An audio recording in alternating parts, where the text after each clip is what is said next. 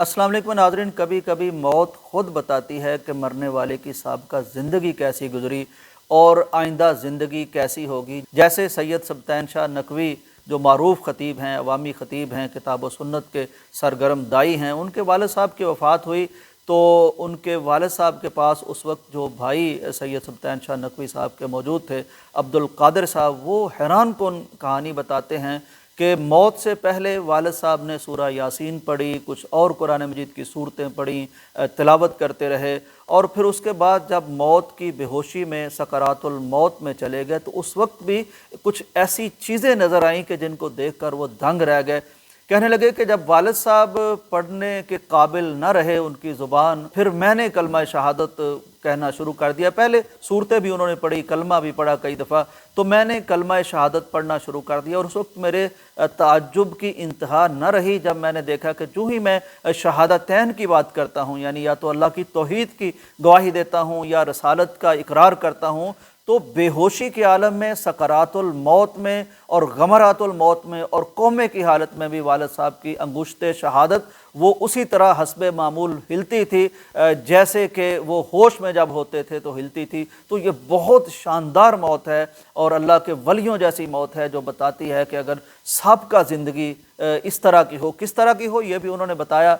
बताने लगे कि वालिद साहब के पहले नज़रियात कुछ और थे, फिर वो सऊदी अरब पहुँचे, वहाँ उन्हें सहाबा के बारे में जो पता चला तो उन्होंने अपने साबिक़ा नज़रियात से तौबा कर ली, अपना मसलक भी बदला और अपना मनहज भी बदला और फिर अपना घर भी छोड़ा और अपना गांव भी छोड़ा, कौम भी छोड़ी, कबीला भी छोड़ा, हिजरत की। जहां 4-5 मुरब्बे ज़मीन थी वो सब तर्क करके छोड़ के वक्ती तौर पर वो उस इलाके से निकल आए और फिर वहाँ पहुँचे जहाँ किताब व सुन्नत को सीखना, उस पर अमल करना आसान था।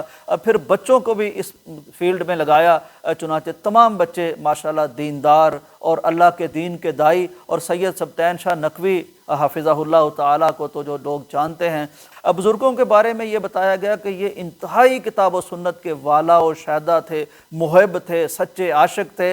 ये जब किसी की तकरीर या वाज़ सुनते किसी अवामी ख़तीब की, अगर वो बहुत कुरान पढ़ता तो बहुत खुश होते, और अगर कोई ख़तीब कुरान मजीद पढ़ने के बजाय कोई अशार पढ़ के वक्त गुजारने की कोशिश करता तो ऐन वहीं टोक देते कि नहीं भाई, कुरान मजीद आता है तो पढ़िए, ये अशार मिंबर से ज़ेबा नहीं है। बड़े जुर्रतमंद भी थे और बड़े बहादुर भी थे। जब इन्होंने अपनी ये काया कल्प हुई और मनहज बदला तो ज़ाहिर है पूरे गाँव और कौम कबीले के साथ ये खड़े हो जाना कोई आसान नहीं होता, लेकिन ये खड़े हुए। वैसे भी बड़े बहादुर थे और हमेशा अल्लाह पे एतकाद रखते थे।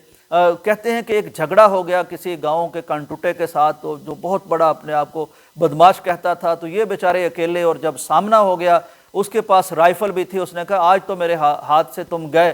तो पूरे एतमाद के साथ, बिल्कुल वो वाक़या याद आता है सीरत रसूल का, जब एक यानी मुशरिक ने आके कहा था कि कौन बचाएगा, तो अल्लाह के नबी ने फरमाया था कि मेरा अल्लाह मुझे बताएगा, और उस पर कपकपी तारी हो गई थी और उसके हाथ से तलवार गिर गई थी। तो उनके पैरों जो होते हैं नबी कायनात की, उनमें भी ऐसी एक अदा होती है जो अल्लाह को पसंद आती है और उसका रोब अल्लाह फिर डालता है। तो वो कहने लगा आज मेरे हाथ से तुम बच नहीं सकोगे। कहने लगे उस अल्लाह के हाथ में ज़िंदगी है, वो अल्लाह जानता है कि कौन पहले मरेगा। कहने लगे कि उसके चंद दिन के बाद वो शख्स, उसकी मौत की खबर आ गई।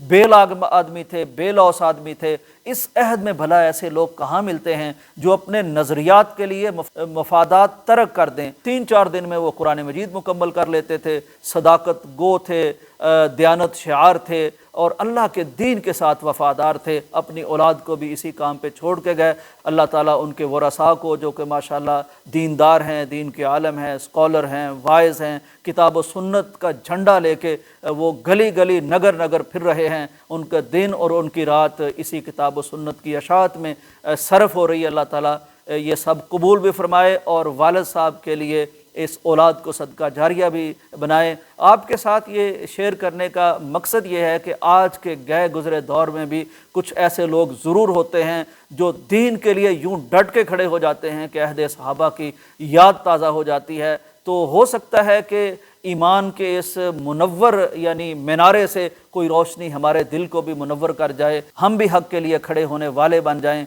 اور ہم بھی پھر آخر میں اس طرح کی موت کے حقدار بن جائیں کہ قرآن پڑھیں اور کلمہ پڑھیں اور پھر جب ایک ایسی کیفیت میں چلے جائیں جس سے کبھی واپسی نہیں ہوتی، تو پھر بھی ہمارا لاشعور کسی اور کے پڑھے ہوئے کلمے پر وہ ہماری انگشت شہادت کو ہلاتا رہے۔ یہ بہت خاتمہ بالخیر کی علامتیں ہیں۔ ہم اللہ سے بہت خوش امیدی رکھتے ہیں کہ یہ نیک بندہ انشاءاللہ اللہ تعالیٰ کے ہاں سے معافی پا کے جنتوں کا مہمان بنے گا۔ اجازت دیجیے، اللہ حافظ۔